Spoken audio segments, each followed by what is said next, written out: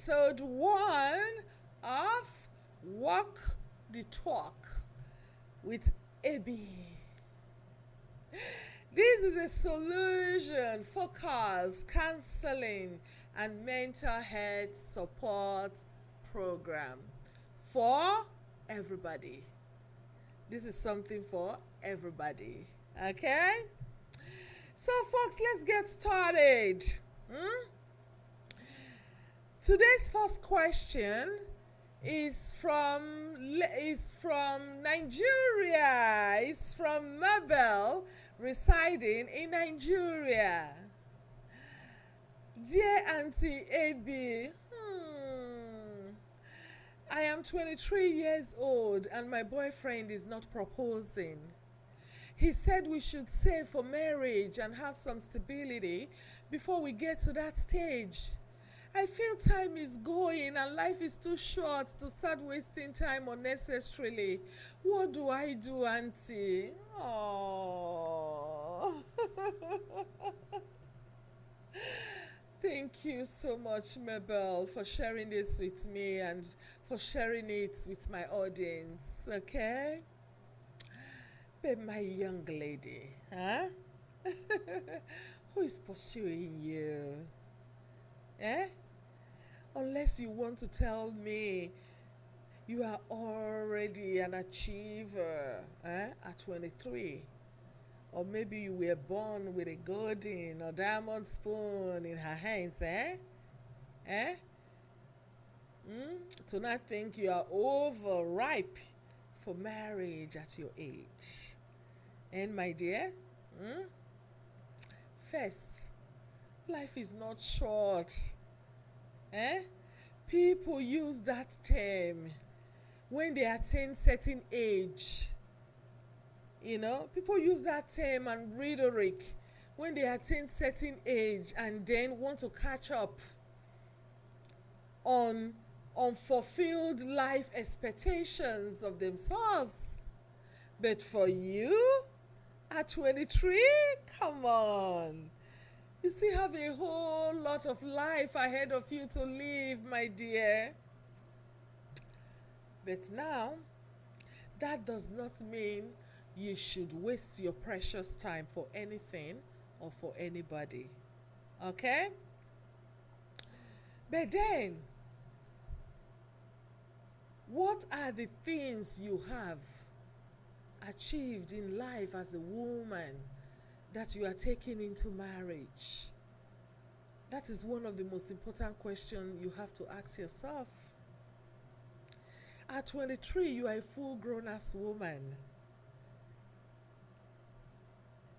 You have the right to decide what you want to do with your life, who you want to live with, who you want to spend the rest of your life with, when and at what age you can get married, provided you are an adult. But I want to be candid with you, my dear. Since you have asked for my support, I want to be open with you. First, you have to look into your life, assess yourself and say, what do you have as a woman that you are taking into marriage? Are you just going into marriage empty-handed and then later put yourself into the statistics of women who want to be maintained and therefore face abuse in their marriages by their husbands? You see, my lovely Mabel, it is time we all as women, stop flourishing patriarchy and women powerlessness. Okay?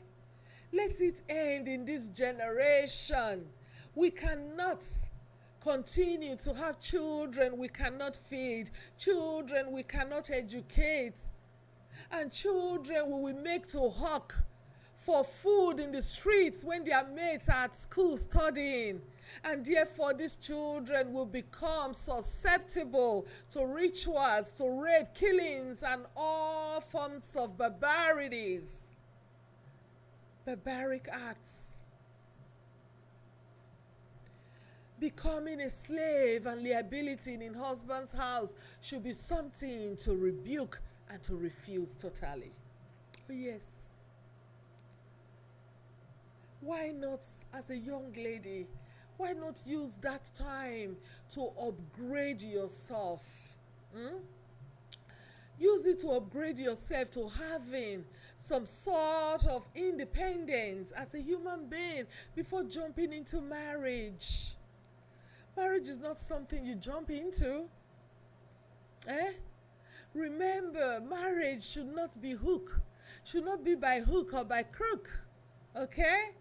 And as a woman, a young woman, it is nice for a woman too to have confidence and to have certain level of financial independence when she's getting into marriage.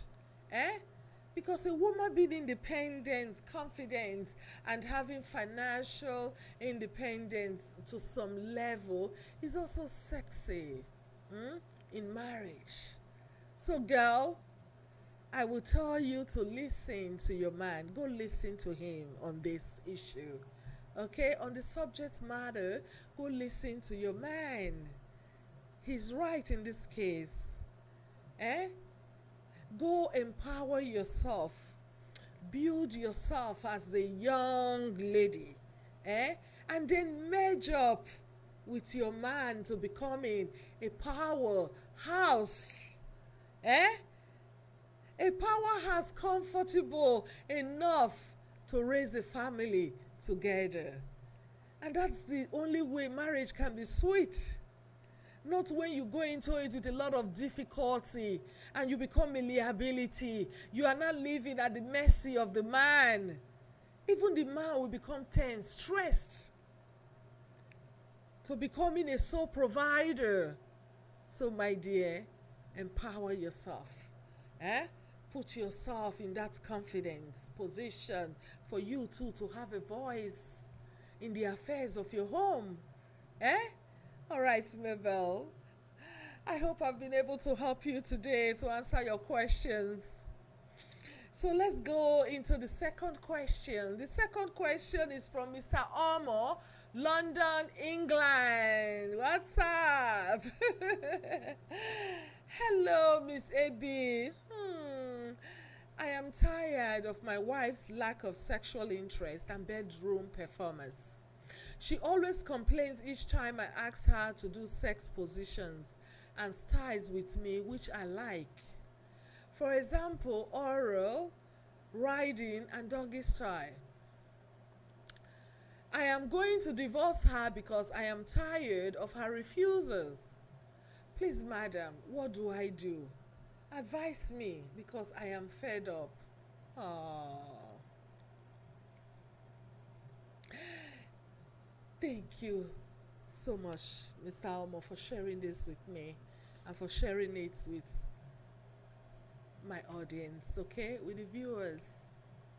Firstly, there are various factors that affect a woman's lack of sexual interest. I have said it in some of my videos, especially when it comes to African women.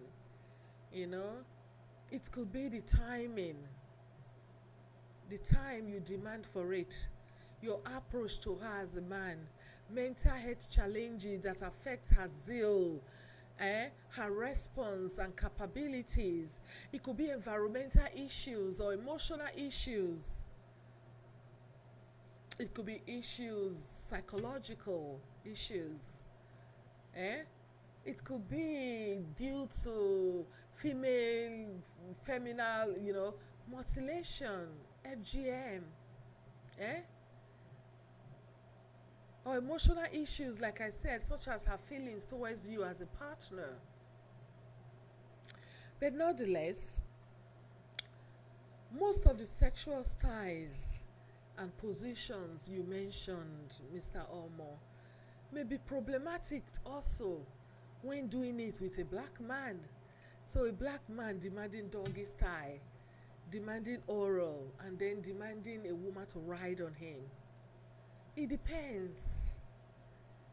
If I need to be factual and open with you, it depends. Sometimes our black men, African men, they forget that women, or men in general, first of all, they forget that women are not products.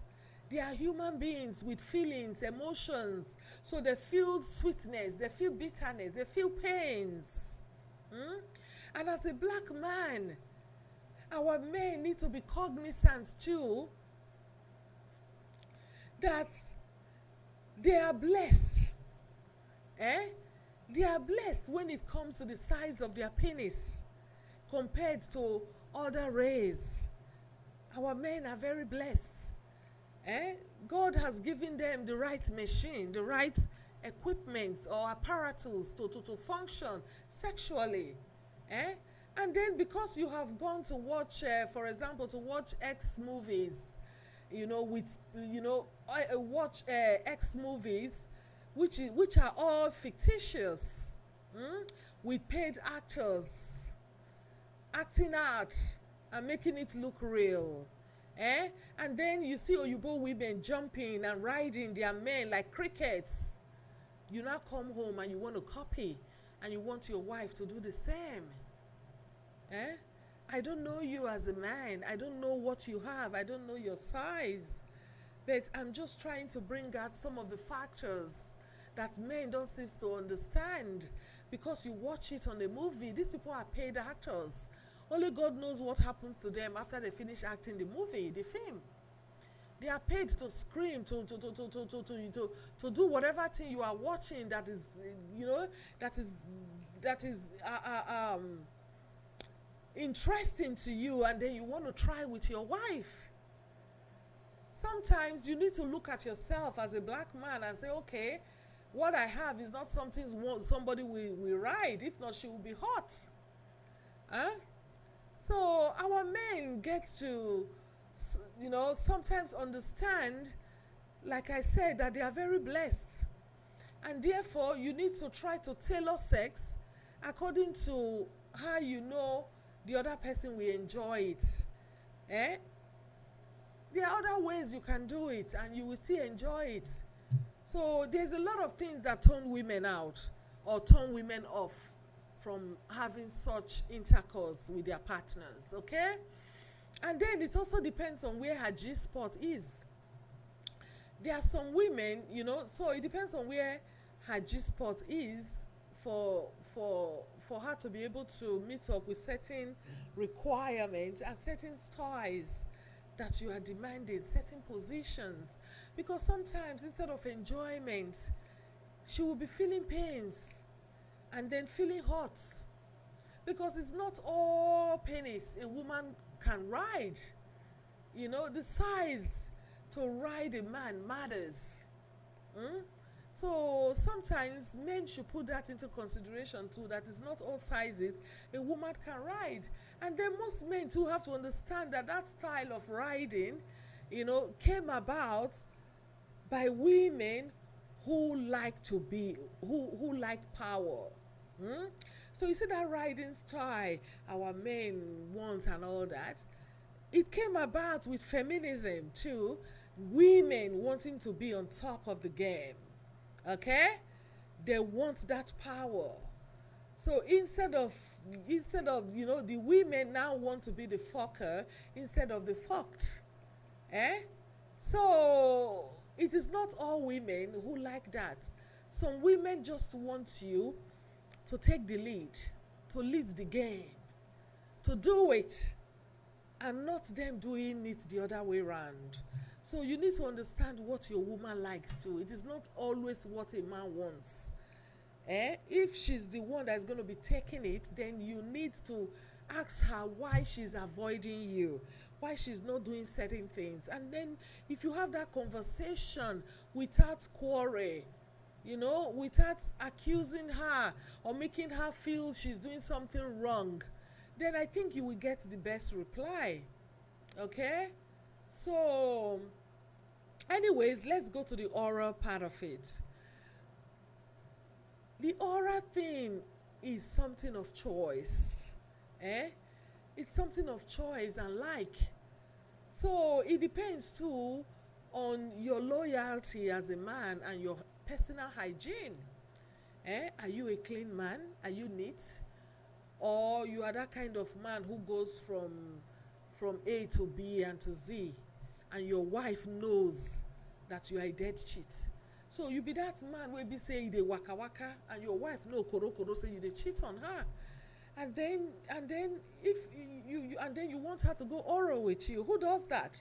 Will you do that as a man if you know that your wife is that general public swimming pool, and then will you do that? Will you go down on her? So sometimes we have to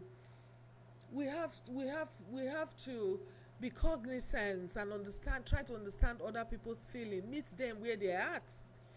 Okay? But nevertheless, Mr. Omo, call your wife, pet her, and make, and both of you should have that conversation, as civilized individuals, civilized couple, so you can talk this out.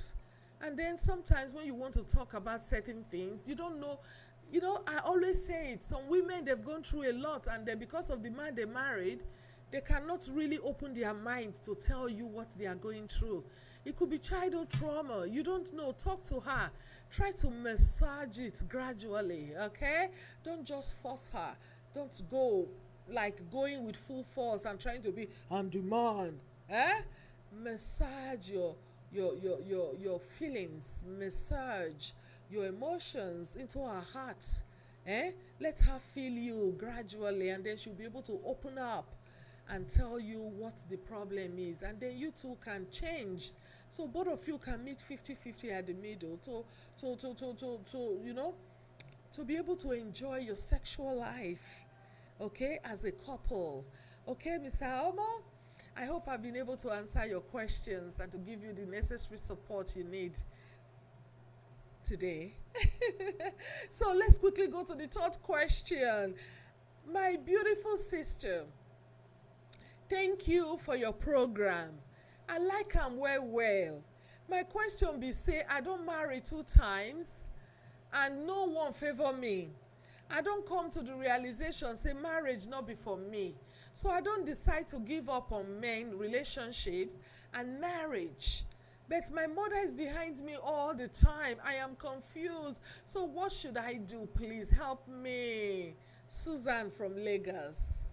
So Susan from Lagos is saying she has been married on 2 occasions, and that she has come to the realization that marriage is not for her.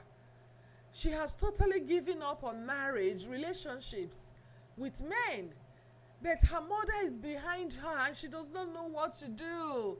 She said, please help me. Oh, Susan, thank you, my dear. Thank you so much for the beautiful compliments and for sharing your experience with me and my viewers.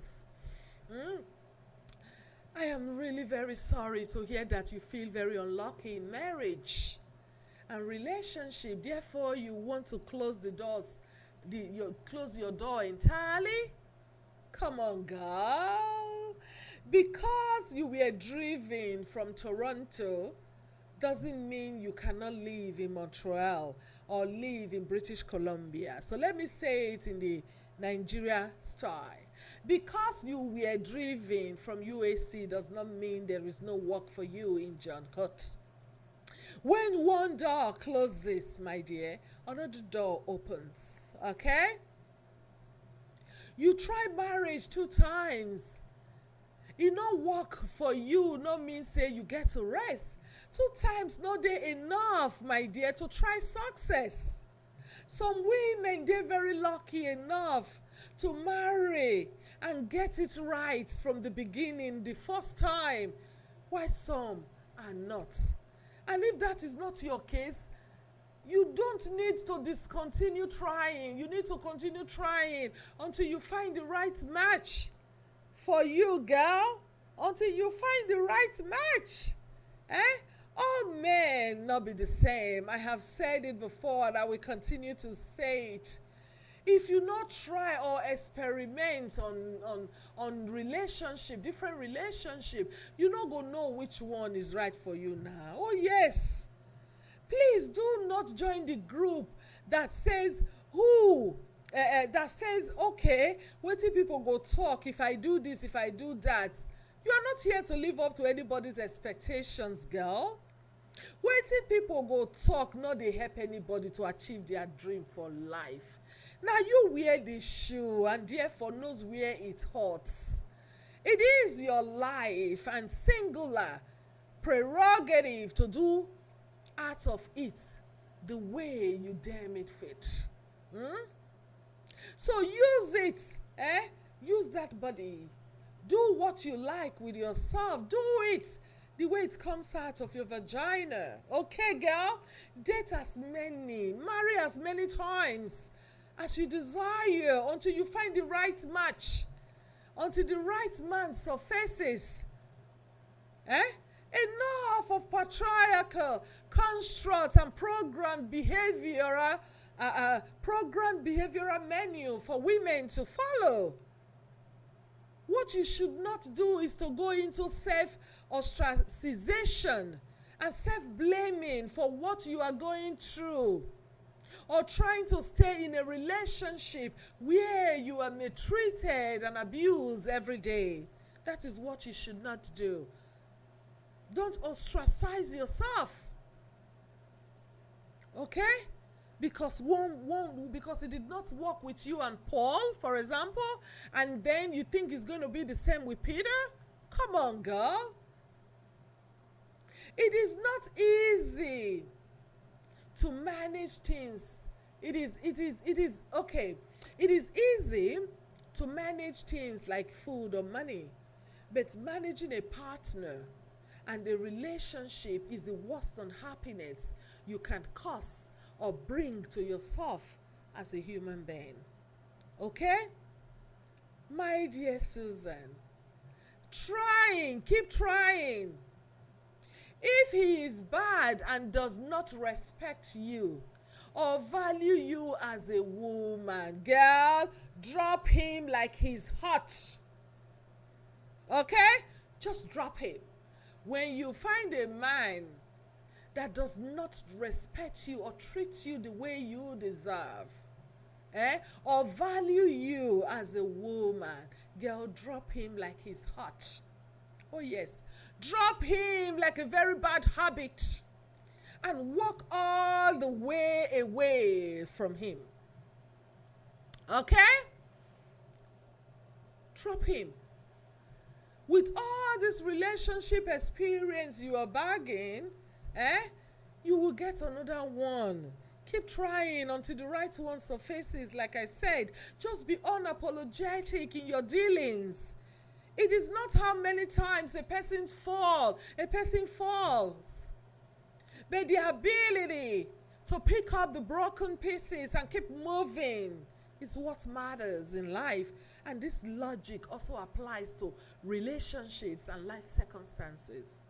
It also applies to men. It's not only for women. Just because a man married one wife and he was not lucky, or went to the second relationship, he was not lucky, and then he's not just lucky enough to meet the right match, the good woman for him, that does not mean he should close all doors and think all women are the same. No! You need to keep trying. It is not only trying in your business life, your corporate life, or in other things. Even in your relationship life, something that will fulfill you, something that will make you happy. You need to keep trying. If one fails, you try another one. Keep trying and trying. Who cares about what people think? When you are lonely, nobody's going to be there. You have needs as a human being. We all need somebody. So girl, boy, dude, whoever, everybody, when one door closes, another one opens. Keep trying. Yeah, keep dating. Yeah, just keep dating until you find the right person for you. Dating one person or two people and later you give up. Come on, you've not started. Keep dating. Keep dating until you find the right one. So your mom is right. You don't have to close your door because one thing went bad in the first attempt and then went bad in the second attempt and then you totally give up. Come on, girl. Ginger up. Get up. Put that head above your shoulders. Look at the mirror and tell yourself, I got myself. I am who I am. I refuse to be broken. And then move on. Okay. Let's get to question number 4, which is the last question for today. Okay? So I have been going to school, but it is taking me too long. And all my friends have already graduated. Everyone in my social circle is now laughing at me to the extent that I feel I am a failure. I'm not good for anything. I feel ashamed that I cannot be fast like others. Should I quit? Or what should I do? Anonymous writer. So this person is anonymous. Oh. Whoever you are, thank you for sharing this with me. Thank you so much. But first, you are not in any way a failure, but uniquely created with your own abilities and timing. You are what you think, you say, and conceive in your mind that you are. Okay? You not following societal mood or established behavioral compass construct does not make you any less of a person. Okay? You going to school in the first place denotes self-power, ambitious attitude, someone with aims, objectives, and a go-getter. So now staying in school and graduating to achieving your aims and life objectives should not be determined by what others think of you or what they damn stop thinking. Okay? Do not allow negative perception of self and proclamation determine your behavior.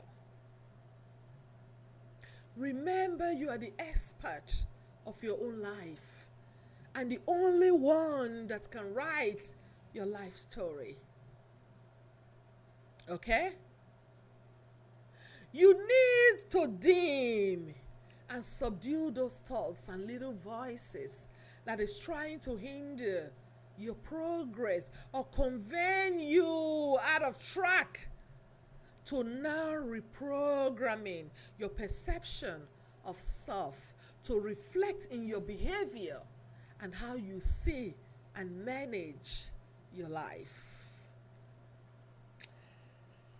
Remember, what you think inwardly is what you act and exercise outwardly. People and society will always be who they are, which means they will continue to be judgmental. Anybody who does not follow that societal construct, societal mode, is considered the other. You'll be tagged, you'll be labeled. So they will always be who they are. And you gotta be who you are and who you say you are or who you want to be. Okay? Life is not a competition or a one-way traffic. So do not make it one and become too critical of yourself to the extent of beginning to have negative thoughts about what people are projecting to your life. The route you choose to take is your singular prerogative and should not be another person's bone of contention. Okay? My dear anonymous writer, you are not here to live up to anyone's expectation or to go about life at anyone's speed but yourself. Remember, we all attain our aims and life objectives in our own space and time, provided you get there. So do not bother to mirror anyone to get to your destination. Take your time within your capabilities to achieving life endeavors. Be yourself. Think for yourself and then act yourself. Because people are graduating in 4 years does not mean everyone must be like them. Graduate is graduate, regardless of how long it takes to get there. Remember, your actions are the products of your thoughts. Reprogram your thoughts so you can exercise it in your behavior. You are what you say you are. You are what you conceive you are. You are where you say you are going. Do not forget that. So don't give up. You started it and tell yourself you're going to finish it. Some people can run, some will walk. Some have the ability to fly in whatever means they want to fly. And some people just crawl like a baby. But the most important thing is not how long it takes you to get to where you want to be. The important thing is you are there. You get there. It is not who gets there first. But did you get there? That's the question. You need to set for yourself. So do not mirror other people or look at people. Do what you can within your capabilities. And always remember you are unique. You are uniquely created. You are you. And there cannot be a second you in the world.